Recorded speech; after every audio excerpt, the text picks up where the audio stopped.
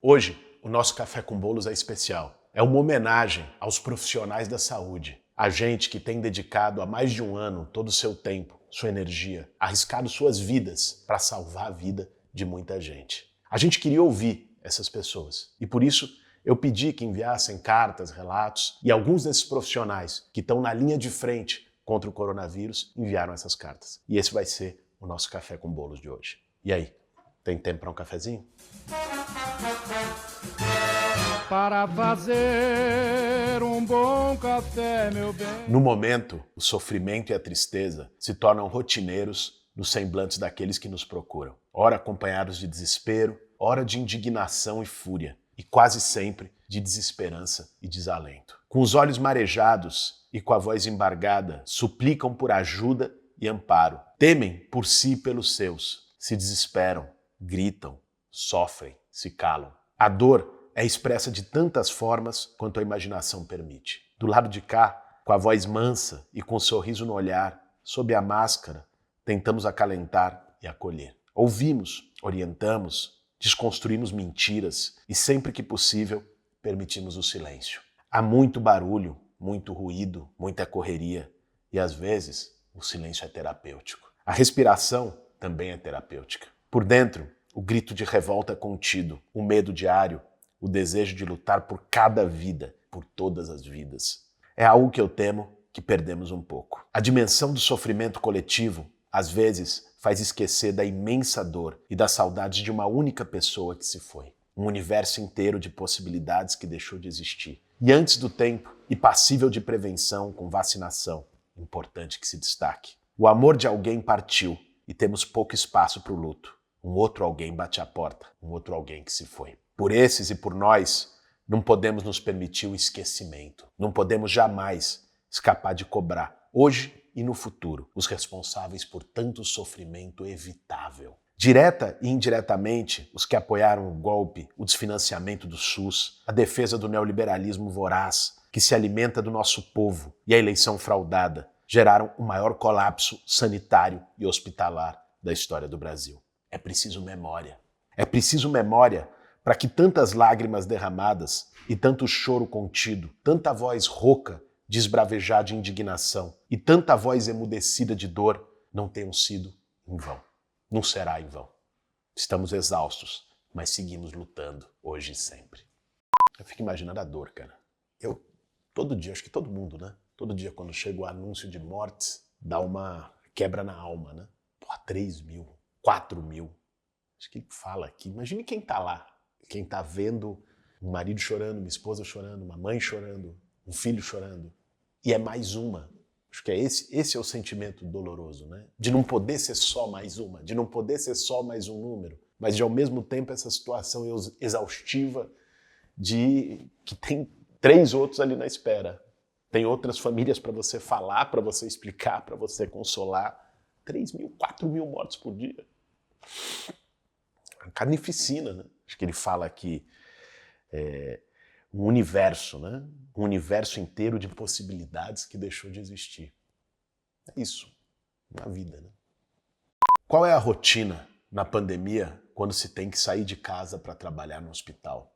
Não encontrar a família foi a primeira coisa que eu fiz. Tomar mais cuidado de como se paramentar ou desparamentar para não levar nada para casa. Respirar, não olhar as internações do adulto, trabalho na pediatria, porque as internações só aumentavam. Levantar, respirar, agradecer por mais um dia e pedir que na foto do final do ano não faltasse ninguém da minha família. Isso se tornou meu mantra durante todo 2020. Final do ano, dezembro, números pela Covid aumentando, desmonte dos hospitais de campanha, hospitais ainda com leitos fechados. E eu, infectada pela Covid. Susto, medo dos meus pais, sua filha mais velha estava com Covid. Passei dessa com sintomas leves, ao contrário de amigos e amigas. Passamos o Natal afastados. Nissete Bruno tinha acabado de falecer. Não iríamos arriscar. Choramos na videochamada, de saudade, de medo, de cuidado. E com a promessa de sentarmos juntos no aniversário do meu avô. Março, 93 anos. Janeiro chega e toma a primeira dose da vacina. Festa e alívio para os meus pais. Logo depois, meu avô foi vacinado. Ele morava com os meus pais. Fevereiro, Mês dos aniversários da filha e do carnaval chegou. As festas ficam restritas, mas conseguimos ficar um pouco juntos. Mas o panorama não é bom. Os números de mortes infectados pela Covid só aumentam. Nenhum indício de melhora. Eu tomo a segunda dose da vacina e meu avô também. Por pressão do mercado da educação particular, por pressão da irracionalidade, as escolas são colocadas como serviço essencial. Retorno às aulas sem vacinar professor. Todos sabiam e muitos diziam, retomar as aulas sem vacinar professor é morte geracional. Minha mãe, educadora, orgulhosa da profissão que exercia, era trabalhadora de uma creche conveniada da Prefeitura de São Paulo. Teve que voltar às aulas sem vacina, sendo grupo de risco e sem direito à greve. Foi infectada pelo vírus. 3 professoras tinham tido sintomas e estavam afastadas. E a creche continuou funcionando. Mas a minha vida e da minha família parou. 2 dias antes do meu avô completar 93 anos, minha mãe, filha dele, partiu naquela noite de domingo. Não sentamos juntos à mesa para comemorar. Segunda, pegamos os testes dela e do meu pai, ambos positivos. Pedi com urgência que minha irmã e meu tio, que tiveram contato com eles, fizessem o teste, todos positivos. Passados 8 dias, dou entrada no PS, levada pelos bombeiros, segurando a máscara reinalante com fluxo de 15 no rosto do meu pai. Foram 9 dias de UTI, eu e minha irmã indo todos os dias, 2 vezes por dia, receber o boletim médico. Meu pai partiu, enquanto eu segurava a sua mão, após ter rezado um Pai Nosso e uma Ave Maria. Vacinaram a filha de 33 anos e o pai de 93, mas a vacina para 63 anos, idade da minha mãe, não chegou a tempo. E a dos 65, idade do meu pai, talvez seja no final desse mês de abril, se tudo der certo. Meu luto, hoje, mais do que nunca, é verbo. Quando vai chegando mais perto, né? Quando você conhece as pessoas, a dor sempre é maior, né? A Isa, companheira, uma amiga, militante, ativista. Imaginando você perder em um mês a mãe e o pai. Eu sento quase diariamente no meu consultório. Podia pensar infinitas futilidades enquanto me preparo para começar o dia. Inclusive, foi assim que imaginei que seria 1 ano atrás, antes de me formar. Infelizmente, não foi assim que o mundo e a profissão me receberam. Ao invés, eu olho para as fichas de pacientes acumuladas na mesa, todas suspeitas de Covid. Eu olho para os meus colegas, evidentemente exaustos. Eu olho para mim mesma e não me reconheço. Mas não há tempo para isso. Olhos melancólicos, ansiosos, me esperam. Será que eles sabem que eu também sinto medo? O cansaço, que se tornou regra, a fila infinita de pacientes, o luto estarrecedor, a saudade da família, a incerteza. Esses não são meus piores inimigos, como eu havia temido. A falta de recursos, a cobrança por metas de produtividade, o negacionismo, a negligência e o governo são adversários muito mais poderosos. Os pacientes se mesclam. Seus nomes não estão nos jornais. Hoje tivemos mais de 4.000 mortos. Enquanto isso, nossos jornais estampam governantes que nos questionam. Até quando nós vamos chorar? Nossos jornais estampam promessas irreais sobre um falso tratamento precoce. Estampam um self-service de ministros, todos indigestos. Nossos jornais estampam a desgovernança e a necropolítica que trouxe a gente até aqui. A pandemia não é culpa de um governo, mas a falta de vacinas e a liderança brasileira no número diário de mortes por Covid tem nome, e o Estado me proibiu de usá-lo. Eu sento no meu consultório e temo pela vida dos meus pais, dos meus colegas, dos meus pacientes e pela minha própria vida. Seria impossível não se questionar. Quando a vida se tornou um fardo, um desafio tão grande, me fazendo esquecer dos meus planos. Quando a vida tomou essa aparência de uma cova tão profunda que não importa quanto eu escale, me sinto cada vez mais enterrada. Quando a vida se mostrou tão asfixiante para aqueles que morreram no tubo, mas também para aqueles que lutam. Ainda assim, os pacientes me trazem de volta, quebrada. E mesmo quebrada, me recuso à rendição. A inquietude é a melhor parte de mim. Eu não sou a única. Tal como eu, muitos se inquietam. Caminhamos juntos. A esperança se constrói com luta. E por isso lutamos. Pois, como já disseram, Não há noite tão longa que não encontre o dia. Eu acho que esses relatos permitem pra gente, com toda a força, com toda a dor, mas permitem justamente nomear a dor, sabe? A dor que a gente está sentindo nessa pandemia toda, ela paira no ar, né?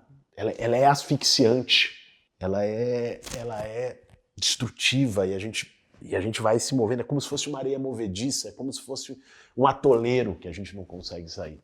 Nós vamos precisar enfrentar isso, nós vamos precisar falar sobre isso, nós vamos precisar sentir isso, nós vamos precisar nomear, por mais doloroso que seja, por mais devastador que seja, que duro que seja ler essas cartas e pensar e ver tudo isso. E talvez esse processo seja para todo mundo, não só para quem perdeu. Claro que para quem perdeu gente próxima, gente amada, é ainda mais forte. Mas o país virou um cemitério, né? Nós estamos perdendo uma geração, nós estamos perdendo do senso de humanidade. Acho que a recuperação passa por essa elaboração. Falar, por mais duro que seja, falar e ouvir sobre isso é o que vai dar condição da gente seguir em frente. Profissionais de saúde enfrentam há mais de um ano uma carga de trabalho excessiva e de muita tensão. Ouço muito pessoas próximas ou familiares dizerem: não aguento mais ficar em casa, mas sei que eles não têm ideia do que se passa dentro de um hospital. Nós vivemos aqui diversas situações impactantes, nunca antes vividas, e que nos despertam muitos sentimentos: tristeza, medo, angústia. Me lembro de diversos casos que vão ser inesquecíveis. De um paciente que de dentro de uma UTI, em estado grave, dizia durante o atendimento que queria ir embora, que não tinha nada, que era só uma gripezinha e que tudo isso era politicagem.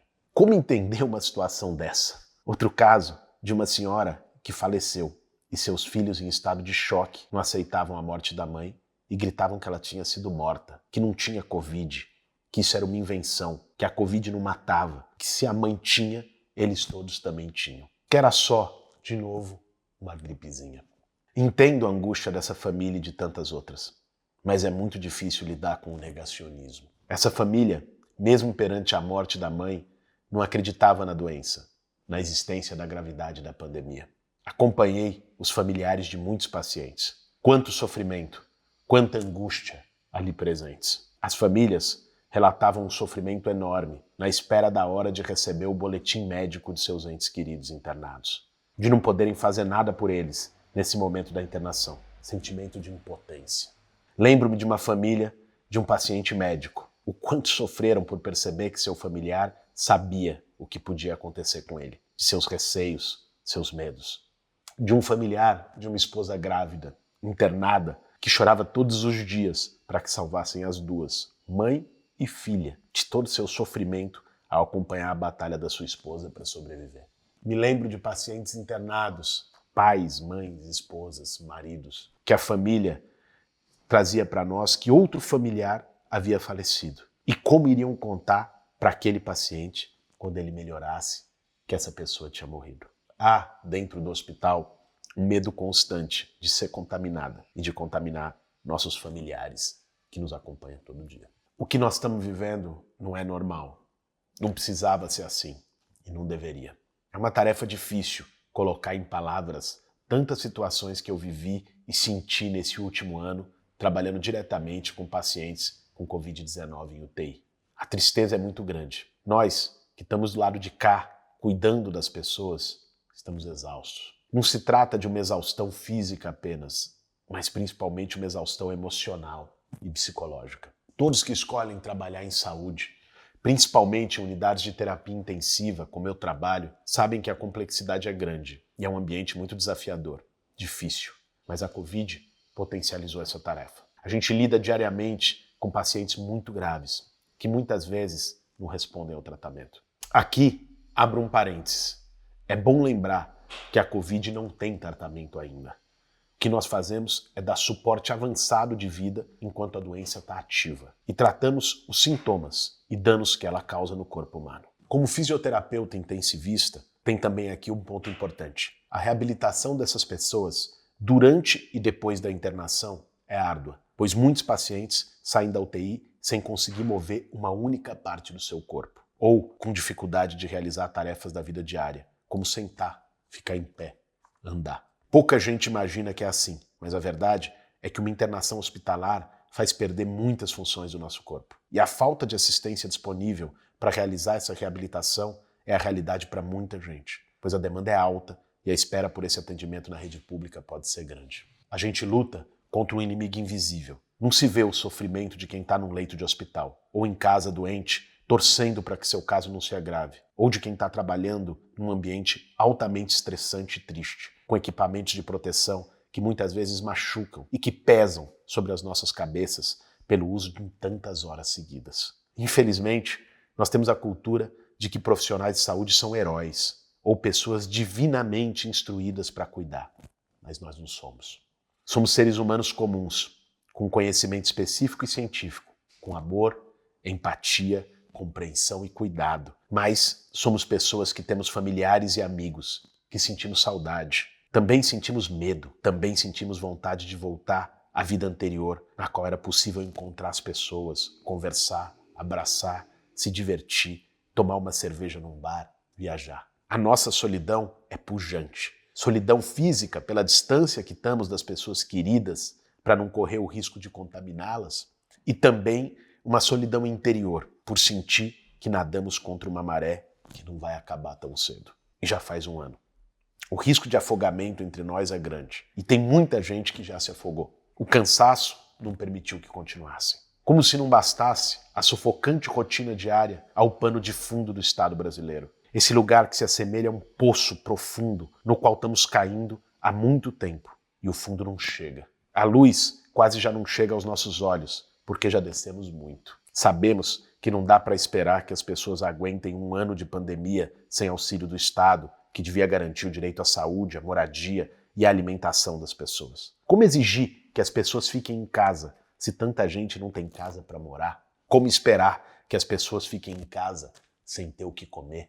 Sabemos que as pessoas que se contaminam pela necessidade do uso do transporte público e de trabalhar para colocar comida na mesa não são as verdadeiras responsáveis pelo que a gente vive. E sim, o governo desse país, que deixa seu povo morrer de fome, que obriga as pessoas a se exporem para garantir seu sustento e que não dá as condições para que isso acabe. As vacinas que nos foram oferecidas no ano passado foram recusadas pelo Bolsonaro. O auxílio emergencial não dá para comprar uma cesta básica. O preço dos alimentos, do botijão de gás, contas básicas de casa são exorbitantes. A conscientização sobre como o vírus é adquirido ainda é baixa. Máscaras com boa vedação e filtragem deveriam ser distribuídas gratuitamente pelo Estado. Nós estamos no pior momento da pandemia e nenhuma atitude efetiva é tomada. Estão deixando o nosso povo morrer sem chance de lutar.